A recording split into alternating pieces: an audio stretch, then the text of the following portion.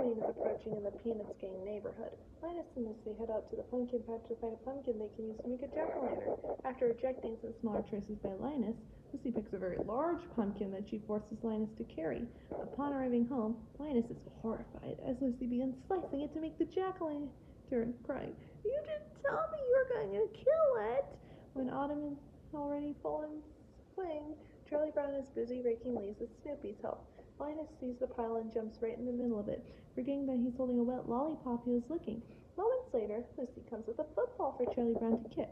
He initially refuses, but Lucy shows him a contract which promises that she will not pull the ball away. Charlie Brown relents, but when he's about to kick the ball, she does pull it away, which sends him landing flat on his back. Like always, Lucy then points out that the contract had not been notarized. Later, Linus writes a letter to the Great Pumpkin. To Charlie Brown's disbelief, Snoopy's laughter, Patty's assertion that the Great Pumpkin is a fake, even to Lucy's violent threats. Only Sally, Charlie Brown's younger sister, who is in love with Linus, supports him before Charlie Brown takes her away. Charlie Brown gleefully announces to Lucy that he received an invitation to Violet's Halloween party. Lucy dampens his mood by claiming Violet had 2 lists of people to invite and people not to invite, taunting that Charlie Brown's name must have gotten on the wrong list. Afterwards, Linus brings a sign with the text, "Welcome, Great Pumpkin, to Nearby Pumpkin Patch." On Halloween night, the gang gets their costumes ready, touting that a costume should reflect the exact opposite of one's own personality.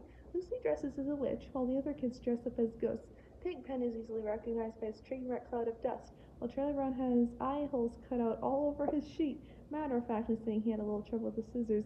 Sally expresses interest in trick-or-treating, though she's taken aback after hearing Lucy explain how it works, questioning if it's legal. Before going trick-or-treating, the gang stops off at the pumpkin patch to make fun of Linus's missing out on all the fun, just as he did the year before.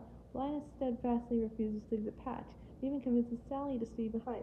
During trick-or-treating, everyone else gets assorted candy, gum, apples, cookies, popcorn balls, and even money. However, at every house, Charlie Brown gets the same thing, a rock. After tricks or treats, and another quick stop at the pumpkin patch to rid Linus and Sally again, the gang all go off to Violet's Halloween party.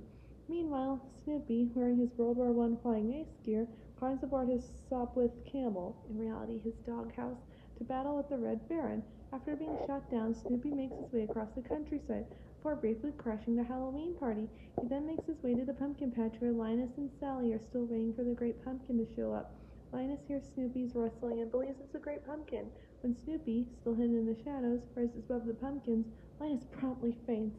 When Sally sees it's only Snoopy, she becomes outraged over missing trick-or-treating in the Halloween party. She tears into Linus as the rest of the gang arrive to see her rant. As Linus watches them leave, he pleads with them to stay, claiming that if the Great Pumpkin comes, he'll put in a good word. Quickly, he realizes that he said if instead of when, and believing himself to have jinxed it, despairs the Great Pumpkin's absence. When 4 a.m. rolls around the following morning, Lucy awakens to see the time and then gets up to check on Linus. Seeing his bed empty, she dons her coat and heads out to the pumpkin patch to find Linus shivering on the ground with only his blanket to cover him.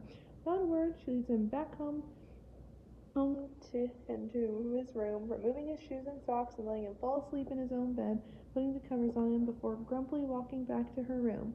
Later that day, Linus and Charlie Brown are at the ball commiserating over the previous night's events. However, Charlie Brown tries to console Linus on the Great Pumpkin's absence by saying, "I've done a lot of stupid things in my life, too." Linus blows a fuse and angrily vows to Charlie Brown that the Great Pumpkin will come next year. His ranting continues, all while Charlie Brown rolls his eyes and half listens.